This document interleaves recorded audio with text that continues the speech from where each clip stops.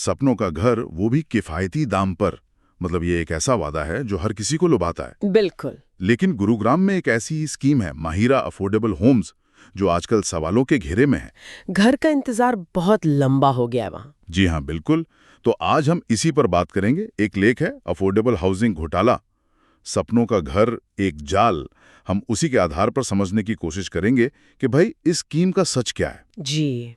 ये स्कीम जनवरी 2021 में लॉन्च हुई थी, महिरा अफोर्डेबल होम्स। अच्छा, 2021 में? हाँ, और मार्च 2021 में इसका ड्रॉ हुआ। वादा किया गया था कि जनवरी 2024 तक, मतलब 3 साल में घर मिल जाएंगे। जनवरी 2024 तक। और एक दिलचस्प बात जो सोर्स बताता है वो ये कि बिल्डर का कनेक्शन किसी कांग्रेस विधायक के रिश्तेदार से है। ओहो। लेकिन ये स्कीम लॉन्च हुई थी जब हरियाणा में बीजेपी की सरकार थी।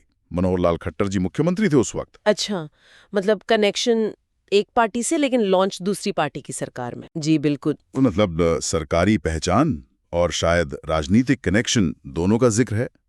शायद इसी भरोसे पे लोगों ने पैसा लगाया होगा। हाँ, लगता तो यही है, क्योंकि सुनने में आया है कि सारे फ्लैट्स बहुत जल्दी बिक गए थे, हाथों हाथ। बिकना तो था ही, अफोर्डेबल का टैग था। लेकिन अब क्या हाल है? अब तो 5 साल होने वाले हैं लगभग। जी, वही तो चिंता की बात है।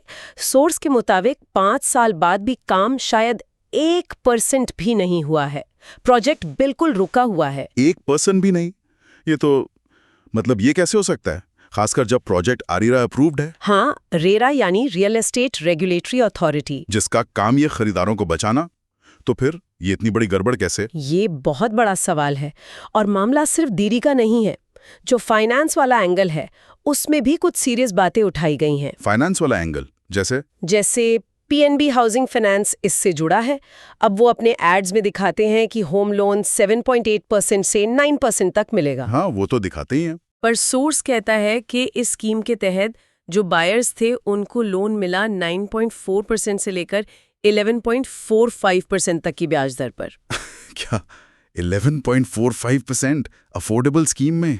जी हाँ। ये तो बहुत ही ज्यादा है। मतलब उस टाइम पे बाकी बैंक्स तो शायद 7.5% के आसपास दे रहे थे लोन। एग्जैक्टली। दूसरे बैंक 7.5-3% से शुरू कर रहे थे। और लेख में किसी ग्राहक का भी जिक्र है शायद। हाँ, एक ग्राहक का अनुभव बताया गया है।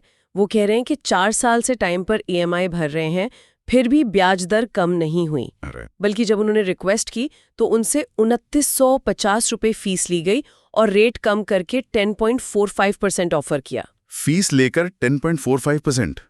ये तो अब भी बहुत ज्यादा है। बिल्कुल। तो सवाल यही उठता है कि क्या ये वाकई अफोर्डेबल रहा? कहाँ से अफोर्डेबल हुआ ये? मतलब ये तो एक तरह का जाल ही लग रहा है। लेख भी यही सवाल उठाता है। एक खरीदार का कोट है उसमें, ईएमआई भी दी, किराया भी दिया, लेकिन मकान अब तक नहीं मिला।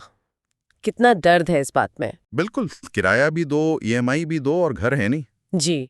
तो शक होता है कि कहीं ये योजनाएं सिर्फ बैंकों, बिल्डरों और कुछ नेताओं की कमाई का जरिया तो नहीं बन गई, आम आदमी के नाम पर। ये तो बहुत गंभीर आरोप है।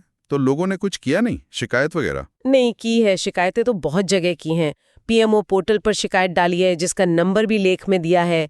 रेरा गुरुग्राम में शिकायत की है। डीटीपी ऑफिस यानी टाउन एंड कंट्री प्लानिंग विभाग, वहां भी। अच्छा। स्थानीय एमपी, एमएलए सबको बताया, जंतर मंतर पर धरना भी दिया, पुलिस में केस भी दर्ज कराया। बाप रे, इतनी जगहों पर शिकायत, धरना, केस, तो फिर नतीजा कुछ हुआ? सोर्स तो यही कहता है कि अब तक कोई खास कार्रवाई नहीं हुई है। मतलब बिल्डर पर, बैंक पर कोई असर नहीं दिख रहा। सारी मुसीबत आम खरीदार झेल रहा है। यानी किराया भी जा रहा है, किस्त भी जा रही है, और घर का सपना, वो तो सपना ही है। बिल्कुल। तो अब क्या करें लोग? अगर सिस्टम से सीधी मदद नहीं मिल रही तो आगे क्या रास्ते हैं? लेख में कुछ बताया है? हाँ, लेख में कुछ सुझाव दिए गए हैं। जैसे एक तो आरटीआई फाइल करें, रेरा से, डीटीपी से, हाउसिंग मिनिस्ट्री से जानकारी मांगें। अच्छा, आरटीआई, ठीक है। दूसरा, कंज्यूमर कोर्ट जाएं, एनसीडीआरसी में केस डालें रिफंड और हर्जाने के लिए। तीसरा, सोशल मीडिया पर अवेयरनेस फैलाएं, #अफोर्डेबल हाउसिंग स्कैम जैसे हैशटैग के साथ। हाँ, आजकल सोशल मीडिया की ताकत तो है। जी। और फिर मिलकर धरना प्रदर्शन करें, प्रेस कॉन्फ्रेंस करें, और आखिरी रास्ता, हाई कोर्ट में पीआईएल यानी जनहित याचिका। ओके, तो काफी सारे रास्ते सुझाए गए हैं। जी, मतलब लड़ाई लंबी हो सकती है, पर ये कुछ कदम हैं जो उठाए जा सकते हैं। तो कुल मिलाकर अगर देखें तो इस पूरे मामले में टूटे हुए वादे हैं, बहुत ज्यादा ब्याज दरें हैं और सबसे बड़ी बात जवाबदेही की भारी कमी नजर आ रही है। सही कहा, बिल्कुल यही तस्वीर उभरती है। और ये सोचने पर मजबूर करता है